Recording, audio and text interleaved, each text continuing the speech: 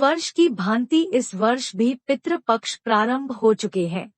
इन दिनों श्राद्ध पक्ष की यह लोक कथा सुनने का विशेष महत्व माना गया है। यह कथा 2 भाइयों की है, जिसमें एक भाई धनी है और दूसरा भाई निर्धन है। आइए आप भी श्राद्ध पक्ष के दिनों में यह कथा सुने और अपने पितरों को प्रसन्न करके उनसे शुभाशीष पाएं।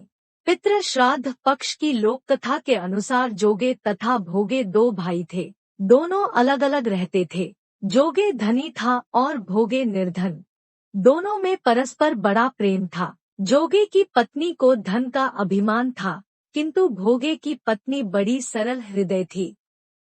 पितृपक्ष आने पर जोगे की पत्नी ने उससे पितरों का श्राद्ध करने के लिए कहा, तो जोगे इसे व्यर्थ का कार्य समझकर टालने की चेष्टा करने लगा। किंतु उसकी पत्नी समझती थी कि यदि ऐसा नहीं करेंगे तो लोग बातें बनाएंगे।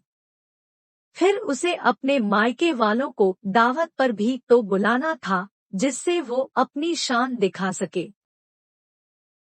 इसलिए वह बोली, आप शायद मेरी परेशानी की वजह से ऐसा कह रहे हैं, किंतु इसमें मुझे कोई परेशानी नहीं होगी। मैं भोगे की पत्नी को बुला लूंगी, दोनों मिलकर सारा काम कर लेंगे। फिर उसने जोगे को अपने मायके में न्योता देने के लिए भेज दिया। दूसरे दिन उसके बुलाने पर भोगे की पत्नी सुबह जल्दी आकर काम में जुट गई। उसने रसोई तैयार की, श्राद्ध हेतु अनेक पकवान बनाए। फिर सभी काम निपटाकर अपने घर आ गई, क्योंकि उसे भी तो पितरों का श्राद्ध तर्पण करना था। इस अवसर पर न जोगे की पत्नी ने उसे रोका, न वह रुकी। शीघ्र ही दोपहर हो गई। पितर भूमि पर उतरे। जोगे भोगे के पितर पहले जोगे के यहाँ गए तो क्या देखते हैं कि उसके ससुराल वाले वहाँ भोजन पर जुटे हुए हैं। निराश होकर वे भोगे के यहाँ गए। वहाँ क्या था? मात्र पितरों के नाम पर अगियारी दे दी गई थी। पितरों ने उसकी राख चाटी और भूखे ही नदी के तट पर जा पहुँचे। थोड़ी देर में सारे पितर इकट्ठे हो गए और अपने अपने यहाँ के श्राद्धों की बढ़ाई करने लगे। जोगे भोगे के पितरों ने भी अपनी आपबीती सुनाई। फिर वे सोचने लगे, अगर भोगे समर्थ होता तो शायद उन्हें भूखा न रहना पड़ता, मगर भोगे के घर में तो खाने के लिए कुछ भी नहीं था।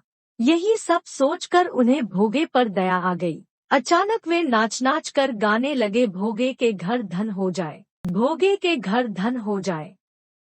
सांझ होने को हुई। भोगे के बच्चों को कुछ भी खाने को नहीं मिला था। उन्होंने माँ से कहा, माँ हमें बहुत भूख लगी है, लेकिन भोगे के घर में तो कुछ था ही नहीं। इसलिए क्रोधित होकर भोगे की पत्नी ने कहा, जाओ, आंगन में हौदी औंधी रखी है, उसे जाकर खोल लो और जो कुछ मिले बांटकर खा लेना। बच्चे वहाँ पहुँचे तो क्या देखते हैं कि हौदी मोहरों से भरी पड़ी है। वे दौड़े दौड़े माँ के पास पहुँचे और उसे सारी बातें बताईं। आंगन में आकर भोगे की पत्नी ने यह सब कुछ देखा तो वह भी हैरान रह गई। इस प्रकार भोगे भी धनी हो गया, मगर धन पाकर वह घमंडी नहीं हुआ।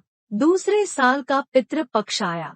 श्राद्ध के दिन भोगे की स्त्री ने 56 प्रकार के व्यंजन बनाए। ब्राह्मणों को बुलाकर श्राद्ध किया, उन्हें भोजन कराया और दक्षिणा भी दी।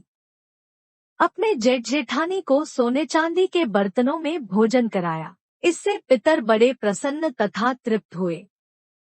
तो दोस्तों, ये थी पितृपक्ष की एक और कहानी। ऐसी ही अन्य कहानियों को सुनने के लिए चैनल को सब्सक्राइब करें और बेल आइकन प्रेस करें, ताकि आगे आने वाली सभी वीडियोस आपके पास सबसे पहले पहुंचे। मिलते हैं इसी तरह की एक और कहानी के साथ, तब तक के लिए धन्यवाद।